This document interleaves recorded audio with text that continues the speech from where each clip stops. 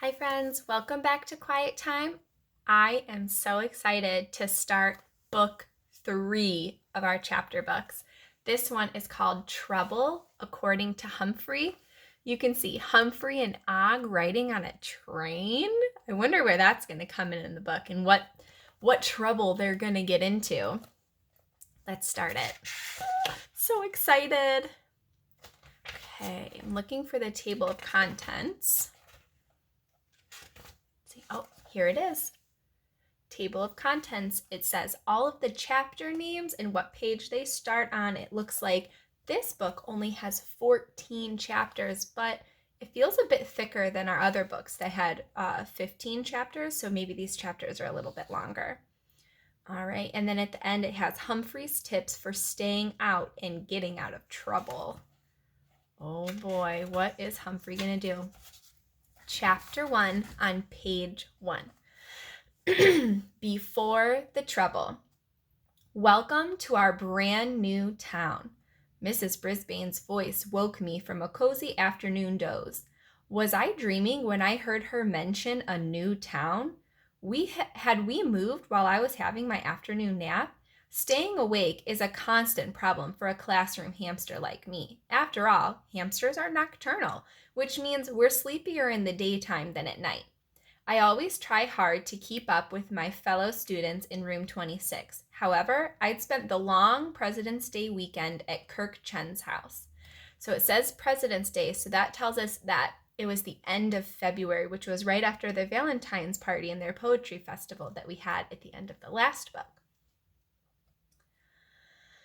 His whole family is funny like he is. It was hard to get much sleeping done there since I was laughing all the time. But with Mrs. Brisbane's announcement, I was suddenly wide awake. I looked around and saw that it was the same old room 26 in my same old cage next to the window. Og the frog's same old glass house sat next to mine. Around me were the usual tables and the familiar students like Speak Up Saya, Lower Your Voice AJ, and Wait for the Bell Garth. Mrs. Brisbane stood in front of the class as usual. I guess I wasn't the only one who was confused. What new town? Heidi Hopper asked. Please raise your hand, Heidi, Mrs. Brisbane said. Since we are studying how communities work, I thought it was time to create our own community of Room 26ville. Whew, I was relieved because I loved our classroom right where it was and I wasn't in the mood to move. Boing, said Og in his twangy voice. I guess he was relieved too. We've been studying about what makes a community, right? Asked Mrs. Brisbane. Yes. I'd learned a lot about communities recently. First, I learned that there's 2 M's in the word community. And I'm trying to remember that in case it shows up on a spelling test in the future. I learned that a community isn't just a place on a map, it's also made up of the people who live there. I'm sure Mrs. Brisbane meant to include animals too, but she forgot to mention us. I'd also learned that everyone's job helps the community in some way or another. Police officers and firefighters work to protect us. Some people sell books or clothes or even wonderful pets like me. Some people grow and sell food. Some keep the streets clean, and others, like Aldo, our custodian, keep the classroom clean. Doctors take care of people when they are sick, and dentists help folk keep their teeth healthy. Then there's the biggest job of all, teacher. Teachers, like Mrs. Brisbane, help us learn about things we wouldn't know otherwise, such as the life cycle of a frog, though I still can't picture Og as a tadpole, how to write a poem, and the way to add and subtract big numbers. Sometimes my paw gets tired from writing down really long problems in the tiny notebook I keep hidden behind my mirror, but I keep writing away because it's important. My mind wandered while Mrs. Brisbane continued to talk about all we'd learned until I realized, oh no, I wasn't listening at all. If I kept daydreaming, I'd end up like Pay Attention Art Patel, who only paid attention in class about half the time, and whose recent grades, I'm sorry to say, were dreadful. Not at all like Speak Up Saya's. The quiet girl who always paid attention and got the best grades in class. Better than mine, I have to admit. There I was again, my mind wandering to Art's problems instead of listening to Mrs. Brisbane. I hopped up on my ladder and vowed to listen to every word she said. It's one thing to talk about a community and another thing to be a part of one. The teacher was saying, so why I decided to create our own community here. So that's why I decided to create our own community here.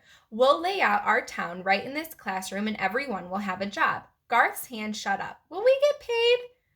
Not in money. You'll get paid in points for doing your jobs correctly and extra points for doing your job especially well. Another hand went up. Mrs. Brisbane called on Don't Complain Mandy Payne. I don't like the name Room 26ville, she said. I don't think Mandy realizes how much she complains. Mrs. Brisbane smiled. Do you have a better name? Mandy scratched the tip of her nose. Brisbaneville. I don't want it to name it after me, said the teacher. Besides, there's already a famous town named Brisbane. It's in Australia, and they pronounce it Brisbane. Maybe we should call it Boringville, a low voice muttered. I heard that, Kirk, Mrs. Brisbane said. It was a rude thing to say. Do you really think school is boring? Sorry, I was making a joke. I believed him because Kirk is such a big joker. He's also a quick thinker. Og looks pretty bored, he said. All heads, including mine, turned to gaze at Og, who sat completely motionless on his rock, staring into space without even blinking. Og is a frog, Mrs. Brisbane said. He always looks that way. I'm never completely sure what Og thinks, but I don't think room 26 is a boring place at all. I decided to speak up on the subject, so I leapt up and grabbed onto my leafy tree branch our teacher's husband, Mr. Brisbane, put in my cage. He was always adding new interesting things to my home, like my ladders and a large cage extension. Mrs. Brisbane turned toward me. Humphrey certainly doesn't seem to be bored. I loudly squeaked, no, no, no, and jumped to another branch. Let's call it Humphreyville. That was definitely AJ's loud voice, and this time he forgot to raise his hand too. Humphreyville, voices burst out from around the room, along with chuckles and giggles. Humphreyville? Mrs. Brisbane thought it over. Unfortunately, it was hard to think because Gail had gone into one of her giggling fits. Stop giggling, Gail, said the teacher. Please. Now, what do the rest of you think? Miranda Golden, or Golden Miranda as I like to think of her, didn't hesitate a bit. I love the name. Saya, what do you think? For once, quiet, speak-up Saya didn't have any trouble speaking up. Yes, it sounds like a real place. What is it again? Pay attention, Art asked. Humphreyville, Saya told him. I've never heard of a town named after a hamster, said Art.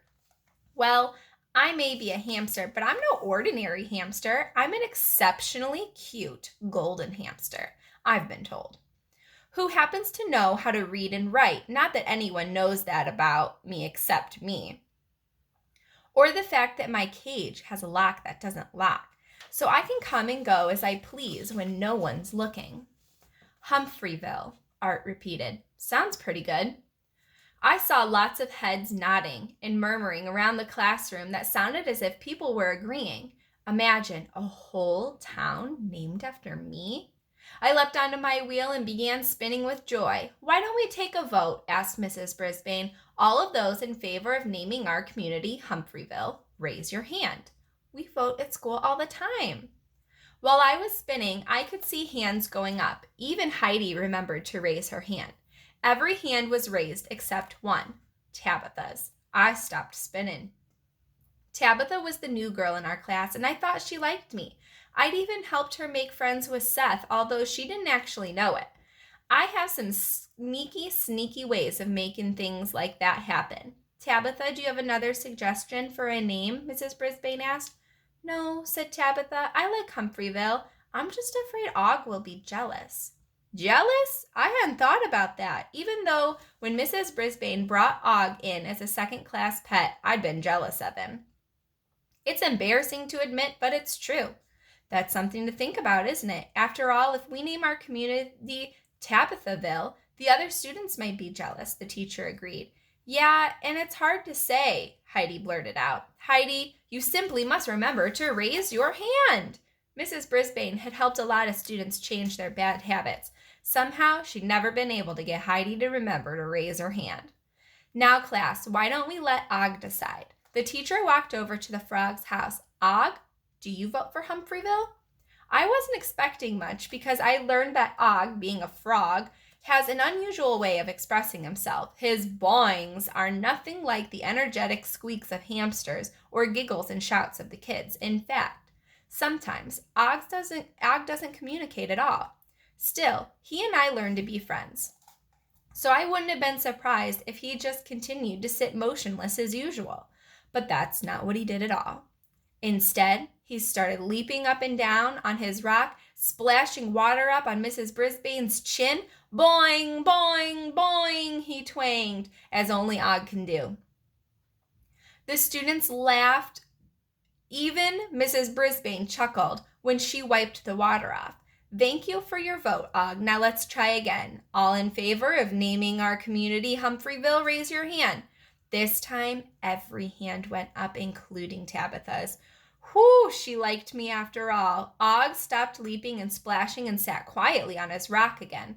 Mrs. Brisbane looked pleased. Welcome, class, to the town of Humphreyville. She wrote the name on the board in great big letters. And to keep track of the progress of our town, we'll be starting a daily newspaper. I think the Humphreyville Herald would be a good name, don't you? My friends all agreed. My heart hopped in my chest like a happy frog. Had any hamster ever been honored like this before? Probably not. I decided then and there that I would try to remain as humble as possible and do whatever I could to make Humphreyville the best town in the world. I jumped on my wheel and spun for a while until I realized that Mrs. Brisbane was still talking. There's a whole lot more to building a community than finding a name. I stopped spinning and started listening. What's the first thing you need when you move to a new place? I knew what I need. A cage. There was no point in raising a paw since I never got called on, but a lot of other hands went up. Mrs. Brisbane called on, "Repeat it, please, Richie." "A car," he said, "or a truck to carry all the stuff that you're moving." "What if you didn't own anything at all?" asked the teacher. "What would you need first?" "Bargain Mart," Richie said. Everybody laughed. I figured Bargain Mart must be some kind of store like Petorama. "I think you're jumping ahead. Tabitha, did you have your hand up?" Friends, this is the last page of Chapter 1 of Book 3. Tabitha nodded. "You need a place to live, a house."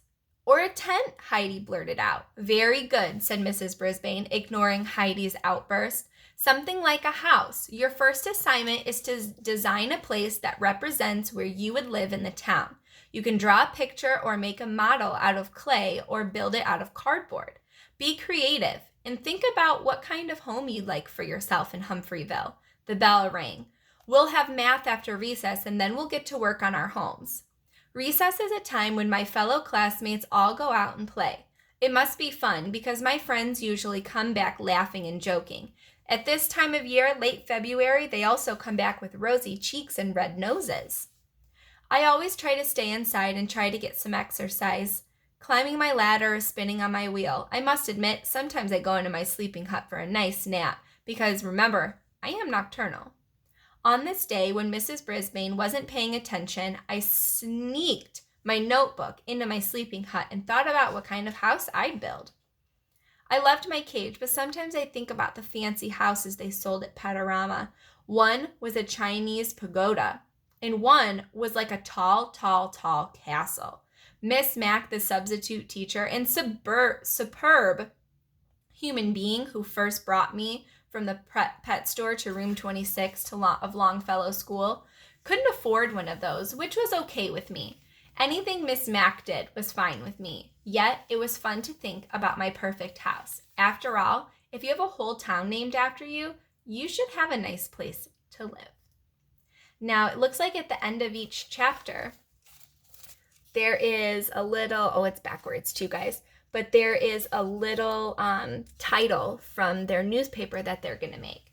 So it says, this one says, new town in room 26 to be named after classroom hamster. Houses will be going up in Humphreyville within a week, teacher predicts. The Humphreyville Herald. All right, friends, we will read chapter 2 in our book tomorrow. I hope you're enjoying the new book. Bye. Have a good rest.